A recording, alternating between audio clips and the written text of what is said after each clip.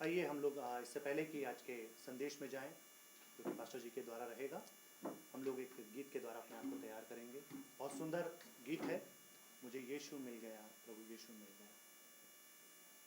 मुझे यीशु मिल गया, प्रभु यीशु मिल गया, मेरा मुझे खुदाया मिल गया। मुझे यीशु मिल गया, प्रभु यीशु मिल गया, मेरा मुझे खुदाया मिल गया। मुझे यीशु मिल गया, प्रभु यीशु मिल गया, मेरा मुझे खुदाया मिल गया। मुझे यीशु मिल गया, प्रभु यीशु मिल गया, मेरा मुझे खुदाया मिल गया। मुझे यीशु मिल गया, प्रभु यीशु मिल गया, मेरा मुझे खुदाया मिल गया। मुझे यीशु मिल गया, प्रभु यीशु मिल गया, मेरा मुझे खुदाया मिल गया। कहती थी छू लूँगा दामन यीशु का, उससे सिफा में पाऊंगी। जो कुछ था मेरा वो सब है गवाया, यीशु से जीवन पाऊंगी। कहती थी छू लूँगा दामन यीशु का, उससे सिफा मैं पाऊंगी। जो कुछ था मेरा वो सब है गवाया, यीशु से जीवन पाऊंगी। देखा जब उसने यीशु को, छू लिया उसके दामन को,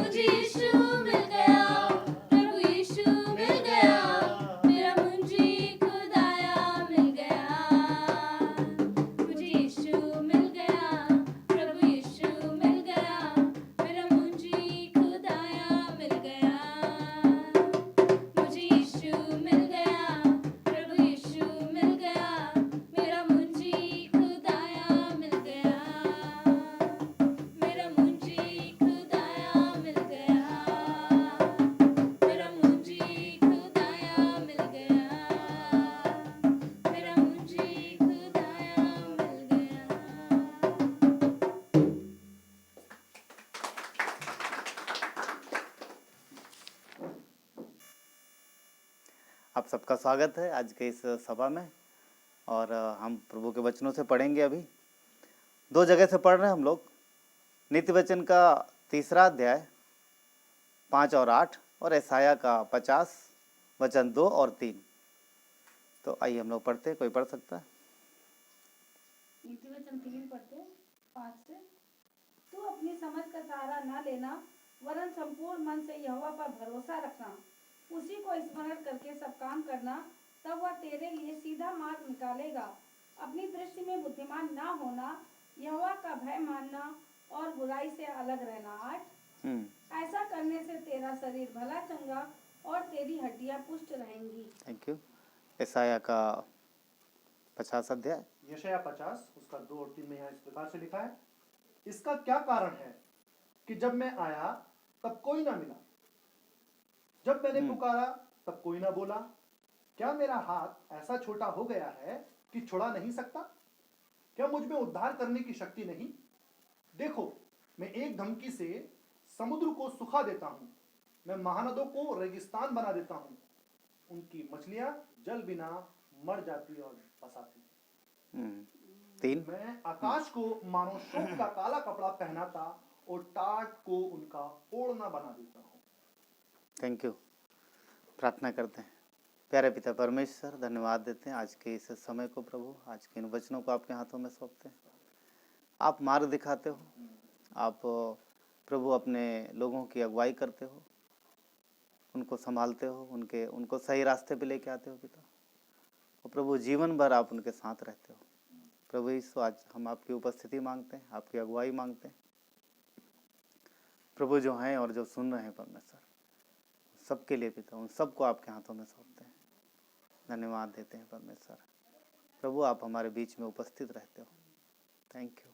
धन्यवाद देते हैं। आप मदद करो, सहायता करो। Thank you. प्रभु यीशु के नाम से मांगते हैं, आमीन आमीन। हम लोगों ने वचन पढ़ा। नीति वचन का 3 अध्याय में कहता है कि तू अपनी समझ का सहारा ना लेना। नीति वचन 3 का 5 में हम लोगों ने देखा। यहाँ पर कहता है, बहुत फेमस वचन है, बाय हार्ट होना चाहिए सबको। और बहुत सारे लोगों को याद भी है। बहुत सारे लोगों को याद भी है, क्योंकि जैसे ये आता है कि नीति वचन 3 और 5 तुरंत आ जाता है कि तू अपनी समझ और बुद्धि पर भरोसा। तो फिर किस पे करें? क्या किसी और से मांगे भाई हर बात पर? एक्चुअली बात तो यही सही लग रहा है। हाँ, तो किस पर? हाँ, हमें किसी व्यक्ति की बुद्धि पे नहीं, परंतु हम अपने परमेश्वर की बुद्धि पर भरोसा कर सकते हैं, उसकी समझ पर भरोसा कर सकते हैं। क्यों? क्योंकि उसकी बुद्धि खरी है और उसकी बुद्धि सही है, और वो जो कुछ भी हमें कहने के लिए करता है, जो भी हमें बताता है, और वो सही होता है और हमारे लिए भला होता है, हमारे लिए अच्छा होता है। तो इसीलिए परमेश्वर कहता है कि अपनी बुद्धि की अपनी समझ का सहारा नहीं लेना। हाँ। और वचन 4 में देखेंगे तो लास्ट में विपाठ में कहता है, 4 में कहता है, यदि तू परमेश्वर और मनुष्य दोनों का अनुग्रह पाएगा और अति तू बुद्धिमान हो जाएगा, तो अति बुद्धिमान हो जाएगा। तो यहाँ पर परमेश्वर बोलता है अपनी समझ का सहारा न लेना, जो हम लोगों ने यशायाह का पढ़ा है। यशायाह में कुछ और कह रहा, कहता इसका क्या कारण है कि जब मैं आया तब कोई ना मिला। पुराने समय में यहूदियों की बात कर रहा है यहाँ पर। परमेश्वर के लोग सप्ताह में एक दिन इकट्ठा होते थे परमेश्वर की आराधना के लिए। उनका एक भवन था, परमेश्वर ने एक अपना भवन बनाया था, तो सब इकट्ठा होते थे। और कई सारे उनके पर्व भी थे, तो अपने पर्वों पे परमेश्वर की महिमा करते थे, आराधना करते थे। परमेश्वर कहता है कि जब मैं आया देखने के लिए, तो क्या कारण क्या है कि मेरे लोग मेरी ओर झुकते हुए नहीं दिख रहे, मेरी ओर उनका हृदय नहीं है। मैं जब देख रहा हूं तो मेरे भवन में मेरे लोग नहीं है। क्या कारण है? क्या कारण है कि कहता है कि जब मैं आया तब कोई ना मिला, और जब मैंने पुकारा तब कोई ना बोला। परमेश्वर आवाज देता है, वो बुलाता है, और बुलाता है तो बोलेगा वही जो सुनेगा। और सुनेगा कौन? जिसका ध्यान परमेश्वर की ओर लगा रहेगा, जो हमेशा उठते बैठते चलते फिरते वो परमेश्वर का ध्यान रखेगा और उस पर निर्भर रहेगा, और वो उससे लिपटा रहेगा। जो उस पर निर्भर रहेगा। तो आज जो टॉपिक है जिस पर हम लोग बात कर रहे हैं, जिस विषय में, परमेश्वर पर निर्भर रहना या फिर अपने आप को परमेश्वर के हाथों में सौंप देना पूरी तरीके से। तो जब परमेश्वर आवाज दे रहा तो कौन बोलेगा? हम लोगों ने देखा ना लास्ट वीक शायद ना, कि शमूएल को परमेश्वर ने आवाज दिया और वो सुन पाया। वो सो रहा था, सोते हुए भी सुन पाया। बहुत सारे लोगों को आवाज दो तो जागते हुए नहीं सुन पाते। हाँ, जागते भी हैं तो भी उनका ध्यान नहीं जाता, तो सोते हुए कैसे सुन पाएंगे? पर हाँ, जो सोते हुए भी जो जागरूक है, जो जाग रहा है, आंखों से नहीं, जो अंदर से जाग रहा है, जो इधर दिमाग से जाग रहा है, वो सुन लेगा। बहुत सारे लोग हैं जरा से आहट में सुन लेते हैं। परमेश्वर कहता है कि यहाँ पर मेरे लोग नहीं है। बोलता क्या कारण है कि मेरे लोग नहीं है? हाँ? वो कोई मिला नहीं उसको। आगे कहता है जब मैंने पुकारा तब कोई बोला नहीं। क्या कारण है? क्या कभी ऐसा हो, एक सवाल है, क्या कभी ऐसा हो सकता है कि कोई पुकारे और किसी को आवाज ना आए? हो सकता है दो कारण पे, दो तरीके से। या तो वो सिर्फ होंठ हिलाए, आवाज ही ना आए, या फिर सामने वाला को कुछ सुनाई ना दे रहा हो। परमेश्वर बोलता है कि मैंने ढूंढा, कोई मिला नहीं। वो देख रहा, उसके लोग उसके भवन में नहीं है। कहाँ पर है? कहाँ चले गए सबके सब? कहाँ खो गए? आज परमेश्वर देख रहा, दुनिया में भी देख रहा, कहाँ है किसके, उसके लोग किधर हैं? कहाँ है वो? कहाँ वो परमेश्वर के साथ जहां होना चाहिए वहां पे नहीं है। परमेश्वर उनको देखना चाहता है अपनी उपस्थिति में, पर लोग वहां अवेलेबल नहीं है। जैसा कि हम बात कर रहे थे कि पहले के समय में, जो आप देखोगे पुराने नियम में, तो परमेश्वर के लोगों का मन जो है परमेश्वर की तरफ से थोड़ा सा दूर हो गया है। वो भवन में नहीं दिखते हैं, वो आराधना में नहीं दिखते हैं, वो उपासना में नहीं दिखते, वो कहीं और दिखते हैं।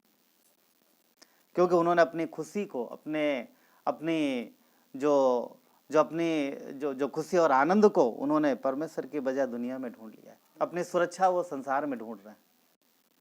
एक सवाल है, लोग सबसे ज्यादा कहाँ सुरक्षित होते हैं? अपने घर में। लोग अपने घर में अपने आप को सबसे ज्यादा सुरक्षित समझते हैं। एक बच्चा, अगर छोटा बच्चा, तो सबसे ज्यादा अपने आप को सुरक्षित समझता है कहाँ? अपने माता पिता के पास। और परमेश्वर के लोग अपने पिता से अलग, उससे दूर हो करके कहीं और अपनी सुरक्षा ढूंढ रहे हैं। वो पुकार रहा, कोई बोल नहीं रहा। ऐसा क्यों कर रहे हैं वो लोग? क्योंकि उन्होंने संसार में अपनी खुशी ढूंढनी चाहिए। संसार में उन्होंने अपने आनंद को ढूंढना चाहा। उनको परमेश्वर के तरीके, परमेश्वर के लोग, परमेश्वर की संगति, उनको आनंद नहीं, अच्छा नहीं लग रहा। तो परमेश्वर आया है, आप देखोगे यशायाह में, परमेश्वर ढूंढ रहा, वहां बोल लोग नहीं मिले उसको, क्योंकि पूरे देश का जो दिल है, जो मन है, वो कहीं और लगा हुआ है। तो परमेश्वर यशायाह के द्वारा यह बात लिखता है, बोलता है जा और मेरे लोगों को सुना, मेरे लोगों को बता कि उनका मन कहाँ पर है। हाँ, यशायाह अभी यहाँ पर क्या कहता है, इसके आगे कहता है, क्या मेरा हाथ ऐसा छोटा हो गया है कि मैं छुड़ा नहीं सकता?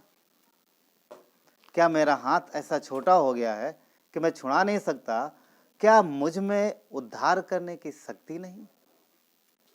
अब परमेश्वर एक सवाल भी पूछ रहा अपने लोगों से। यशायाह को बोलता है, नबी को बोलता है, जाओ पूरे देश में जाओ और जाके बता, जो उसके लोग जो संसार में हैं, उसके लोग जो अन्य तरीकों में अपनी खुशी, अपना आनंद, अपना जो जॉय वहां ढूंढ रहे हैं, अपनी सुरक्षा वहां ढूंढ रहे हैं, तो उनको जाके बोल, क्या परमेश्वर, उनका परमेश्वर अभी बेकार हो गया?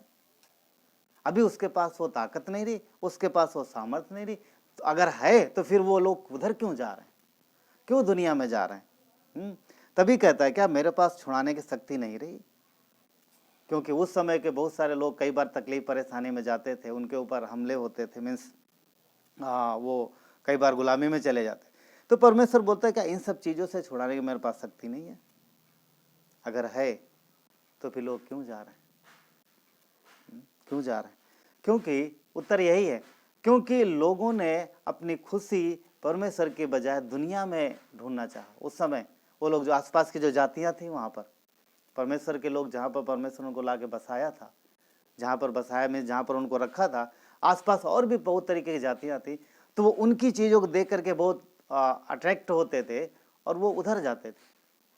भवन में कोई नहीं है आज, कोई उधर नाच गाने में है, कोई कहाँ है, कोई कहाँ, इस तरीके से परमेश्वर की तरफ ध्यान नहीं उनका। संसार में लोग एंजॉय कर रहे हैं, तो परमेश्वर यहाँ पर बोल रहा है कि कहाँ है वो लोग। यशायाह का 59 का 1 भी कहता है, सुनो, यहोवा का हाथ ऐसा छोटा नहीं हो गया कि उद्धार ना कर सके, ना वो ऐसा बहरा हो गया है कि सुन ना सके। परमेश्वर सुनता है, परमेश्वर का हाथ हमेशा अपने लोगों को छुड़ाने के लिए सफल रहता है। 62 कहता है, परंतु तुम्हारे अधर्म के कामों ने तुमको तुम्हारे परमेश्वर से अलग कर दिया है और तुम्हारे पापों के कारण उसका मुंह तुमसे छिप गया है कि वो सुनता नहीं। जब परमेश्वर के लोग, परमेश्वर यहाँ पे देख रहा है कि उसके लोग दुनिया में अपने संसार में अपनी खुशी ढूंढ रहे हैं, और जब वो तकलीफ में आते हैं तब वो प्रार्थना करते हैं, और जब उत्तर नहीं मिलता है तो वो फिर और परेशान होते हैं। तो परमेश्वर चाहता था कि उस समय उसके लोग संसार से दूर रहे और उसके आराधना जैसा उसने बताया था उस तरीके से करें। तो परमेश्वर यहाँ यशायाह नबी को लिखता है कि जा करके मेरे लोगों को बता कि उनका मन जो है दुनिया में लग गया है, जो कि सही नहीं है। उनका मन मुझ में यानी परमेश्वर में लगना चाहिए। परमेश्वर वो चाहता है कि वो उस पर निर्भर रहे, ना कि अपनी बुद्धि पर, ना कि अपनी समझ पर, ना ही संसार पर। और जब परमेश्वर के लोग परमेश्वर की नहीं सुनते, तब फिर उनके जीवन में कष्ट और तकलीफें आती हैं और उन्हें कई बार सताव का सामना करना पड़ता है।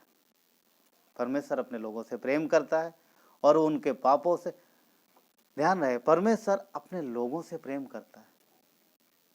जो लोग हैं परमेश्वर के, जो लोग, उनसे बहुत प्रेम करता है। परमेश्वर हमसे, आपसे बहुत प्रेम करता, उस समय के लोगों से भी बहुत प्रेम करता था, पर उनका मन परमेश्वर से ज़्यादा दुनिया में लगता था, इसलिए वो बार बार तकलीफ परेशानी में आते थे। परमेश्वर आज हमसे और आपसे भी प्यार करता है, उनसे भी। एक चीज़ ध्यान रहे, वो उनसे भी प्यार करता था पर उनके पापों से नफरत करता था, और आज भी वही बात है। परमेश्वर हमसे आपसे प्रेम करता है बहुत, परंतु जो पाप हैं वो उनसे नफरत करता है। परमेश्वर कभी पाप से प्रेम नहीं करता, वो कभी बुराई से प्रेम नहीं कर सकता। उस तरीके से होता है जैसे कि माता पिता अपने बच्चे से तो प्रेम करते हैं, पर बच्चा अगर कुछ गलत करता है तो उस गलत काम से प्रेम नहीं करते, वो चाहते कि वो छोड़ दे, राइट ना, वो चाहते वो छोड़ दे। अगर बच्चा 10-12 साल का और उड़ा रहा है तो क्या माँ बाप प्रेम करें, वाह बेटा बहुत अच्छा, बहुत बढ़िया, बहुत बढ़िया। हाँ, तो अभी मैं एक बंडल क्या बोलते हैं उसको, डब्बी ना एक डब्बी और सिगरेट देता हूँ, एक और ले ले। नहीं, माता पिता बच्चे से प्यार करते हैं परंतु उसके बुरे कामों से प्यार नहीं करते। सेम हमारा परमेश्वर भी है, जो हमसे आपसे प्रेम करता है, परंतु वो काम जो अच्छे नहीं है, वो काम जो बुरे हैं, परमेश्वर कभी उनसे प्यार नहीं करता, उन कामों से नफरत करता है। इसीलिए वो यशायाह के द्वारा अपने लोगों के पास खबर भेज रहा, संदेश दे रहा, उन्हें मार्ग दिखाता है अपने वचनों के द्वारा, और कई सारे उदाहरण भी देता है। एक दूसरा नबी है यिर्मयाह को उसने कुछ उदाहरण बताए, बोला तू करके दिखा, अभी ये समझ नहीं पा रहे, एक काम कर तू करके दिखा। तो यिर्मयाह के 13 अध्याय में परमेश्वर ने एक बहुत बढ़िया उदाहरण रखा है। हम यिर्मयाह के 13 अध्याय में चलते हैं, कुछ देखेंगे यहाँ पर। यिर्मयाह का 13 अध्याय में यदि आप पहुँचोगे तो ऊपर जो हेडिंग लिखी है उसमें लिखा लुंगी का उदाहरण। लुंगी कभी पहनी जाती थी, जो मेंस लोग पहनते थे। हाँ, तो परमेश्वर ने यहाँ यिर्मयाह को कुछ उदाहरण दिया। चलो पढ़ते हैं। वचन 1 कहता है, यहोवा ने मुझसे यूं कहा। यिर्मयाह क्या लिख रहा कि परमेश्वर ने उससे कहा, क्या कहा, सुनो, जाकर सनी के एक लुंगी मोल ले और उसे कमर में बांध और जल में मत भीगने देना। यिर्मयाह को परमेश्वर ने बोला, एक लुंगी खरीद लिया। सनी एक कपड़ा होता था, उसमें महंगा कपड़ा होता था। हाँ, और आजकल पता नहीं कौन सा कपड़ा महंगा, तो सब महंगे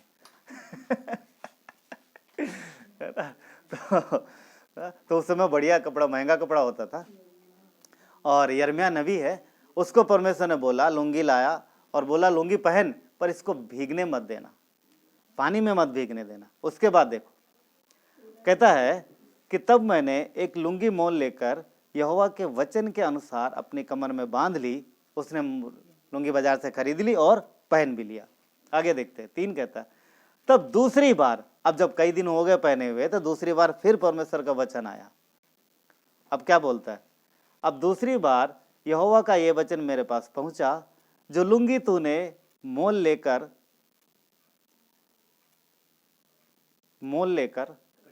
कटी में कस ली है, उसे फरात के तट पर ले जाकर और वहां उसे चट्टान की एक दरार में छिपा दे।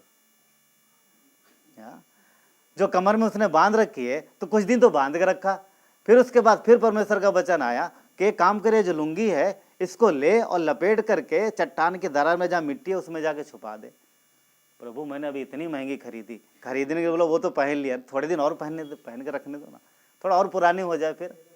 हाँ, ऐसा नहीं बोला, पर ना अगर महंगा आइटम है तो हम लोग बोलते रहे महंगी चीज़ है, कहाँ ना खराब हो जाएगी। और कहाँ पर बोल रहा, जाके चट्टान में छुपाने के लिए। अभी उसने सुना और मान लिया, लुंगी उतारा, लपेटा, जाकर के मिट्टी में छुपा दिया। हाँ, चट्टान की मिट्टी में, चट्टान की दरार में छुपा दिया ताकि मिले ना किसी को ना, इसी जगह छुपाया। आगे देखो 5 क्या कहता है, यहोवा के इस आज्ञा के अनुसार मैंने उसको फरात के तट पर ले जाकर छिपा दिया, और बहुत दिनों के बाद छुपा आया, घर में है, आराम से अपना काम करा, परमेश्वर चुप हो गया। अभी सोच रहा हो 1 दिन हो गया, 15 दिन हो गया, 20 दिन हो गए, प्रभु अभी क्या लूंगी बस वहीं पड़ी रहेगी क्या? नहीं, देखो वचन आया। 6 कहता है बहुत दिनों के बाद यहोवा ने मुझसे कहा, उठ और फिर फरात के पास जा, जिस लुंगी को मैंने तुझे वहां छिपाने को आज्ञा दी, उसे वहां से ले आ।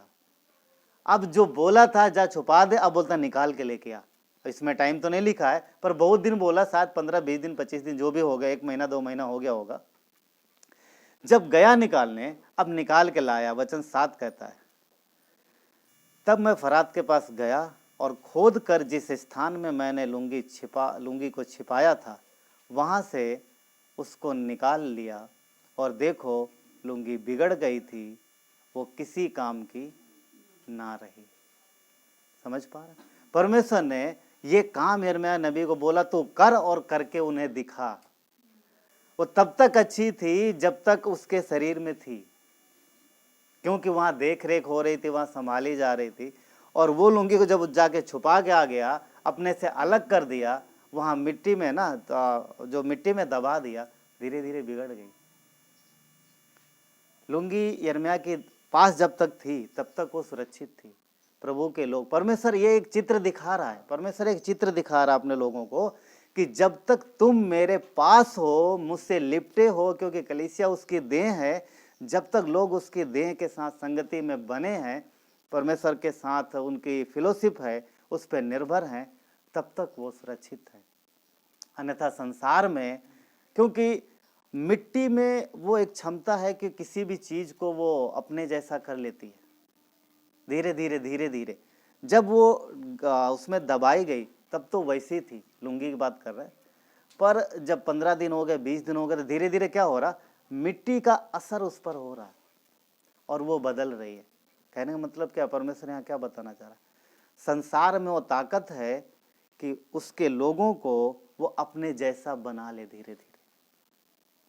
जब परमेश्वर के लोग संसार में जाते हैं, परमेश्वर यहाँ पे लिख रहा कि जब उसके लोग यहूदी जब दुनिया की संगति कर रहे हैं, वो परमेश्वर के लोग जब दुनिया में एंजॉय कर रहे हैं, तो संसार में वो क्षमता है कि धीरे धीरे वो उसे अपने जैसा बना लेंगे, धीरे धीरे उसके जैसे बनते जाएंगे, परमेश्वर से दूर हो जाएंगे। इसलिए परमेश्वर चाहता है कि उसके लोग उससे के साथ लिपटे रहें और संसार पे भरोसा ना रख करके उनकी तरफ ना जा करके। संसार का मतलब यह है कि संसारिक काम, वो काम जो परमेश्वर के अगेंस्ट में है, जो परमेश्वर के विरुद्ध है।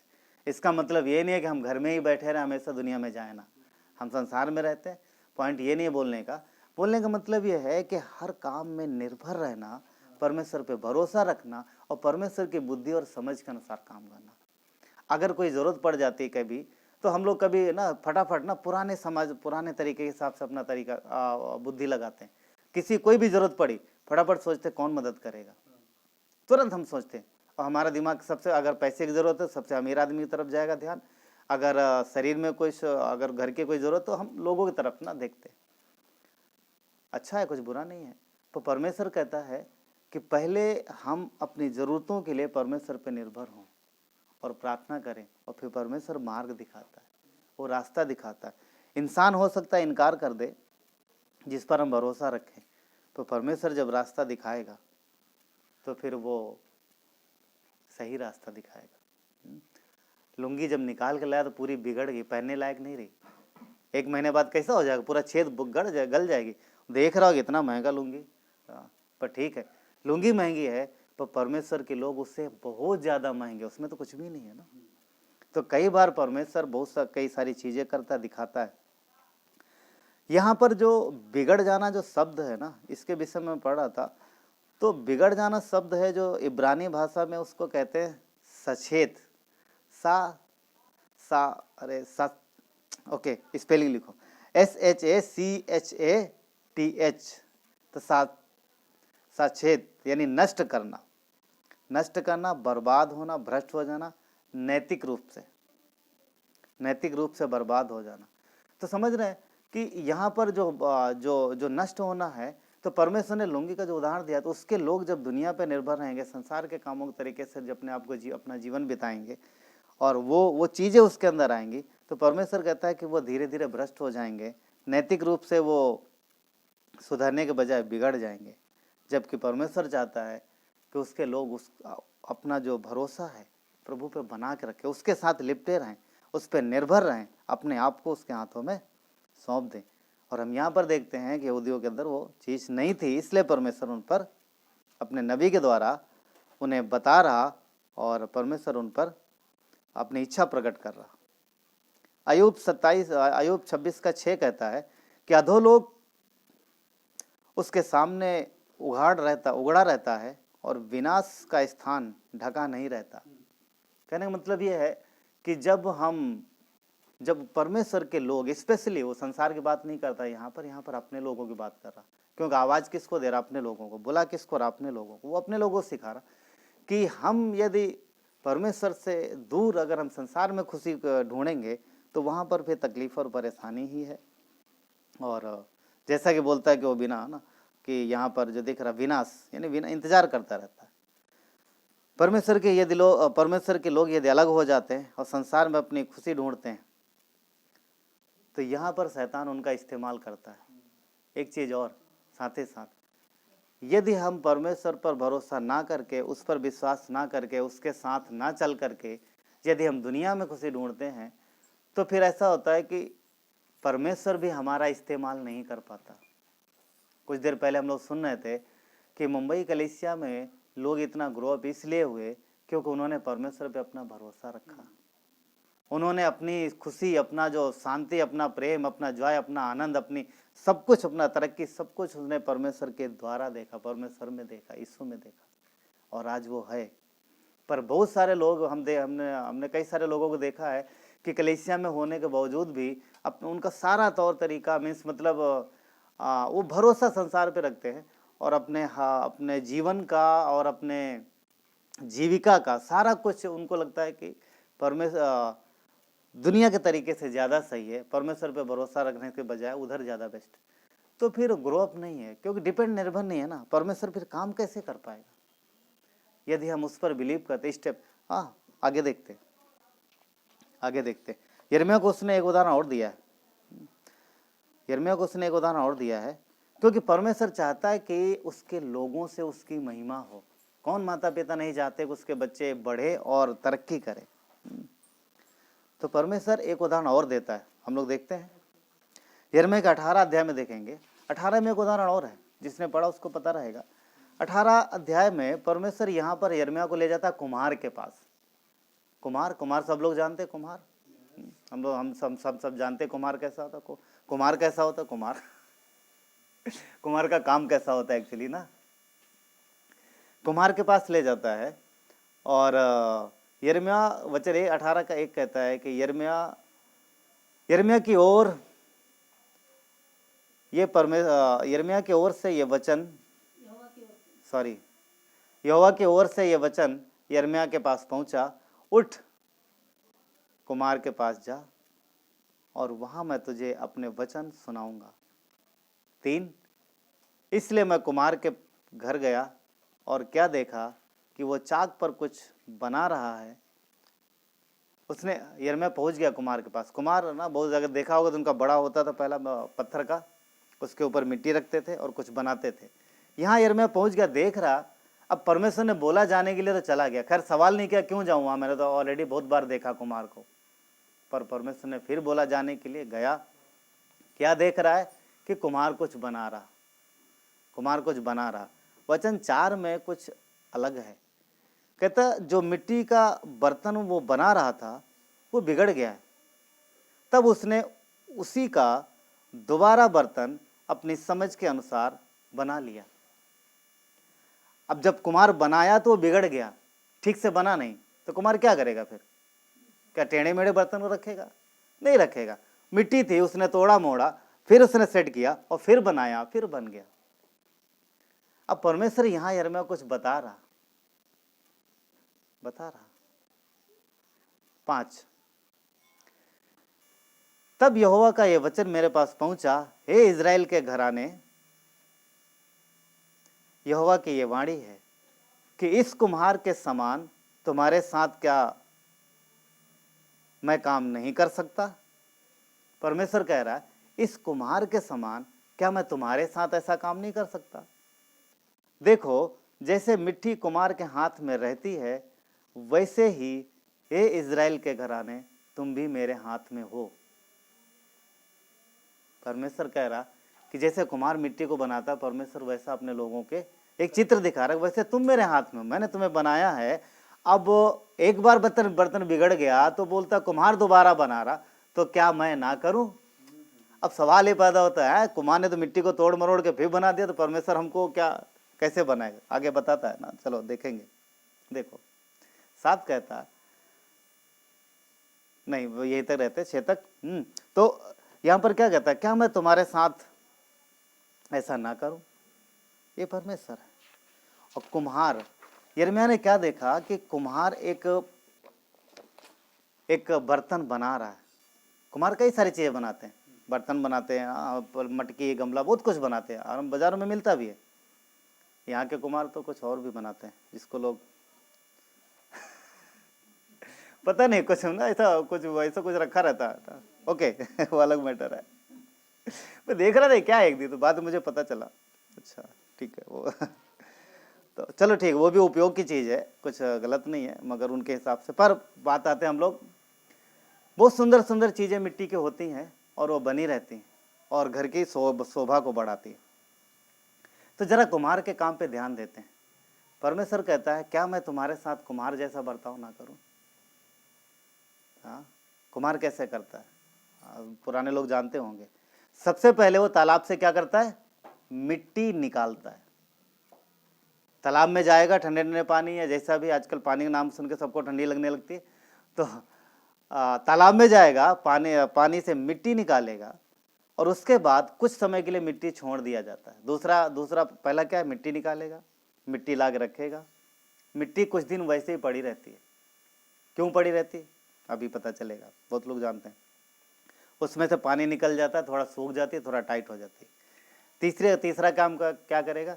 फिर उस मिट्टी को तोड़ेगा, उसमें से कंकड़, पत्थर और भी बहुत सारी चीजें जो यूजुअल नहीं है, काम की नहीं, उनको सब अलग करेगा। कुम्हार का मेहनत काम आसान नहीं है। सारी मिट्टी को सब तोड़ फोड़ के सारे कंकड़ पत्थर निकालेगा, सब छान अच्छे से मिट्टी साफ करेगा और उसके बाद जब मिट्टी पूरा एकदम क्लीन हो गई, अब उसमें कुछ भी नहीं रहा, तो फिर क्या करेगा? उसमें पानी मिलाएगा, पानी में भिगोएगा, ढेर लगाएगा, पानी में भिगोएगा और जब मिट्टी भीग जाएगी पूरी तरीके से, पानी डाल के छोड़ दिया जाता है मुझे लगता है, फिर उसके बाद में उसको गूंदता है। क्योंकि मिट्टी को जब तक आटा गूंदना सब लोग जानते हैं, मिट्टी गूंदना बहुत कुम्हार ही जानता है सिर्फ तो फिर मिट्टी को गूंदता है। मैंने बचपन में देखा है कुम्हारों का ऐसा काम करते हुए, बहुत दिन से देखा नहीं। पर उनका काम बड़ा मेहनत का होता है। वो पैरों से मिट्टी को गूंथते हैं और मिट्टी जब सॉफ्ट हो जाती है, चिकनी हो जाती है, फिर वो तैयार होती है और फिर उसको लेते हैं, फिर उसको ऊपर रखते हैं और फिर वो घुमाता है, फिर ऐसा बनाता है। वो भी कला है, अलग अलग अद्भुत अद्भुत तरीके के बर्तन बनते हैं, फिर मिट्टी तैयार होती है। परमेश्वर कहता है, क्या मैं तुम्हारे साथ कुम्हार के जैसा बर्ताव ना करूं? परमेश्वर अपने लोगों को बोल रहा है, उनको, वो इज़राइल के लोगों को बोल रहा है, क्या मैं तुम्हारे साथ वैसा बर्ताव ना करूं? क्योंकि तुम बिगड़ गए हो। यिर्मयाह ने देखा बर्तन बिगड़ गया है, उसने तोड़ा फोड़ा और फिर से नया बनाया, हाँ, और फिर सुंदर बर्तन बना। परमेश्वर वही करता है अपने लोगों के साथ, दिखा रहा। अब कैसे करता है? उसके लोग शरीर से तो नहीं पर मन से बिगड़ गए, अंदर से बिगड़ गए ना, उनके मन में बहुत चीजें भर गई हैं। तो परमेश्वर कहता है कि मैं तुम्हारे मन को साफ करूंगा, उसको नया करूंगा, उसको नया करके फिर मैं उसको और सुंदर बनाऊंगा, फिर तुम एकदम नए हो जाओगे। बहुत लोगों देखा, कई बार ऐसे लोग देखते, कई ऐसे लोग मिलते हैं कि जो पहले बहुत बुरे होते हैं और लोग उनसे बात नहीं करना चाहते, पर कुछ समय बाद लौट के आते, बोलते तो पूरा बदल गया। क्या वाकई बदला होता है? वो नहीं बदला होता, उसका शकल वही होती, सब कुछ वही होता, पर उसका क्या होता, स्वभाव जो है वो बदला होता, उसका दिल बदल गया, उसकी आदतें बदल गई, उसका सब कुछ चेंज हो गया। परमेश्वर अपने लोगों के साथ वो करता है। कई बार वो हमारे और आपके साथ भी ये काम करता है। क्यों? क्योंकि परमेश्वर अपने बच्चों से प्यार करता है, परंतु उनके पापों से नफरत करता है, और वो अपने बच्चों को सुधारता है और उनको तोड़ता है, उनके अंदर से कंकड़ पत्थर निकालता है। कई बार हमारे आपके अंदर से परमेश्वर ऐसा करता है। जो चीज़ें अच्छी नहीं हो, कौन चाहेगा कि कौन माता पिता चाहेंगे कि उसके बच्चों के अंदर सब बुराई भरी हो? कौन चाहेगा? क्या आप चाहेंगे? नहीं चाहेंगे। अपने बच्चों की तरफ ध्यान दीजिए, चाहेंगे आपके बच्चे दुनिया के सबसे नालायक बच्चे हों? कौन चाहेगा? तो क्या परमेश्वर चाहेगा? नहीं चाहेगा। हम चाहते हैं सुंदर, स्वस्थ और एकदम क्या बोलते हैं उसको, सुशील और लायक बच्चे। सब माता पिता चाहते हैं, सब माता पिता चाहते हैं। परमेश्वर भी वैसा है, वो चाहता है कि सुंदर, स्वस्थ और लायक बच्चे। तो इसके लिए वो मिट्टी के जगह वो तोड़ता है, कंकड़ पत्थर बिनता है, निकालता है। तो तकलीफ जब आती है तो कई बार मत ये हमेशा ये ना समझिएगा कि तकलीफ जो आती है वो तकलीफ के लिए। हाँ, तकलीफ तो तकलीफ है, परंतु कई बार तकलीफ ऐसी होती है कि परमेश्वर कुछ कंकड़ पत्थर निकाल रहा, कुछ निकाल के फेंक रहा, नहीं चाहिए। अच्छा, मिट्टी को जब तोड़ते हैं तो उसको मिट्टी का आकार बदल जाता है, उसमें से परमेश्वर निकालता है, निकाल के फेंकता है और फिर नया स्वरूप देता है। तो यीशु का वो काम है।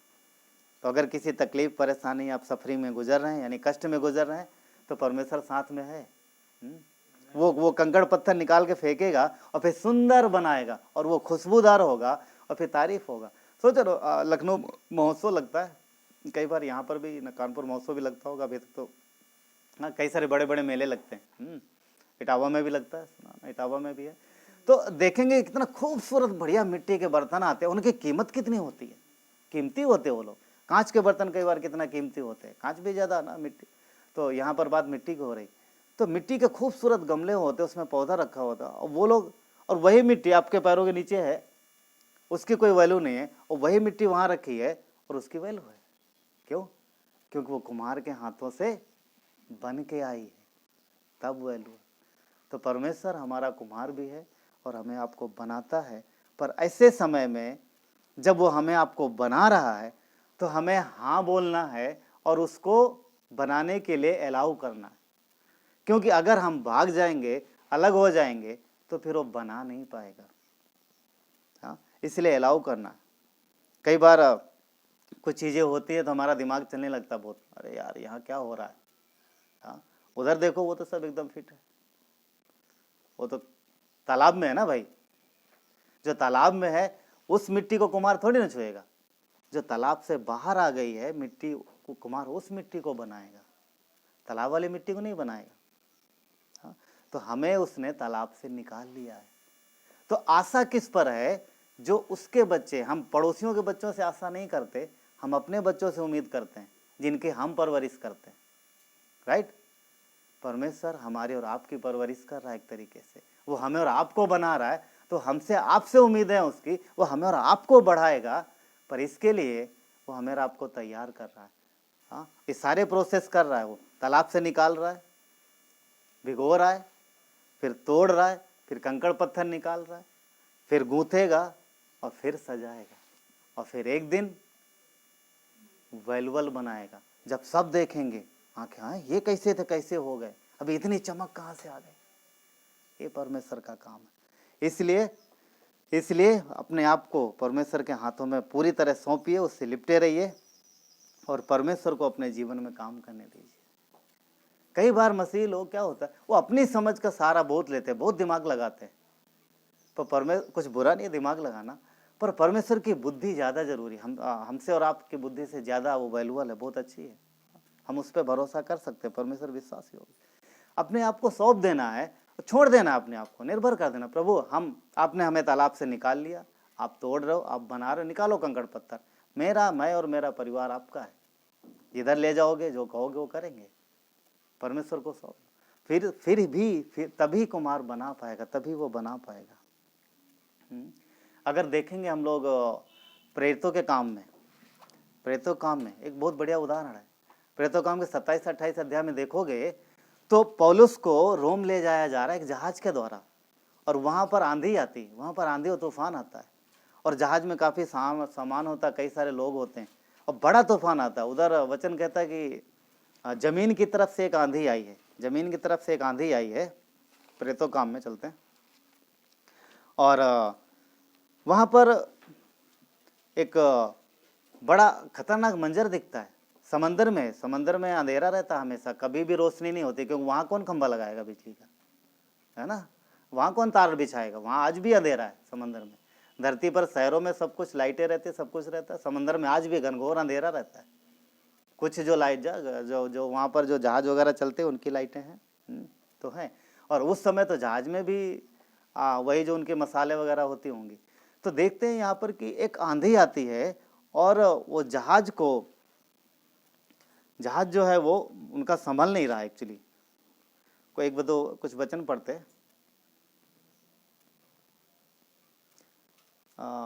हैं 13 और 14।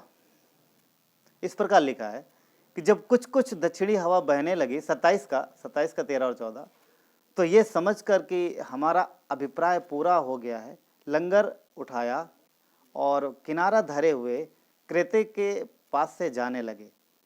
तो इन लोगों ने देखा कि हवा थोड़ा थोड़ा चल रही है, अभी क्या हो रहा है, ये लोग जा रहे हैं। 14 कहता है, परंतु थोड़ी देर में जमीन की ओर से एक बड़ी आंधी उठी। समंदर किनारे थोड़ा सा अंदर जितने में जहाज चल सके लोग जा रहे हैं, और थोड़ी देर में क्या देख रहे हैं कि आंधी जो समंदर से नहीं आ रही, जमीन की तरफ से आ रही है। क्या देखते हैं, एक आंधी उठी जो युरकुलीन कहलाती है, और 15 कहता है, तब आंधी जहाज पर लगी तो वो उसके सामने ठहर ना सका, अतः हमने उसे बहने दिया, इसी तरह बहते बहते हुए चले गए। सुनिए यहाँ पर कुछ बात है। हम देखते हैं वो लोग जहाज में जा रहे हैं, और जहाज का काम होता है, जहाज ऐसे नहीं चलता, उसको चलाया जाता है। पर यहाँ पर जहाज तो जा रहा है किनारे, एक आंधी आती है, इतनी तेज आंधी आई है कि जहाज पे लगी है और चलाने वाले संभाल नहीं पाए उसको। इन्होंने हिम्मत हार दी, छोड़ दिया, अब ये नहीं हो सकता। फिर उन्होंने क्या किया, जहाज को छोड़ दिया। अब आंधी का काम है जिधर मर्जी बहाए, जिधर मर्जी लेके जाए। इनको रोम जाना था, रोम इटली जो आज भी है, इनको रोम जाना था। अब ये जहाज रोम के बजाय किधर और ही जा रहा है, इनको पता ही नहीं कहाँ जा रहा है, क्योंकि समंदर में इनका कंपास कभी इधर घूम रहा होगा, कभी इधर, जो दिशा सूचक यंत्र होता है, हाँ, उनकी सुई कभी इधर घूम रही, कभी इधर घूम रही, क्योंकि ये आंधी, ये जो आंधी का शब्द है ऐसा है कि बोलते हैं चारों तरफ से कभी इधर हवा आ रही, कभी उधर आ रही, इस तरीके का था। रोम के बजाय ये बहते बहते कहीं और चले गए। यहाँ पर एक बात है, पता क्या है, उन्होंने कोशिश करनी बंद कर दी। अब जिधर जाना होगा जाएंगे, उसकी मर्जी। और आप देखोगे 28 अध्याय में ये लोग बहते बहते एक माल्टा नामक द्वीप पर पहुंच गए।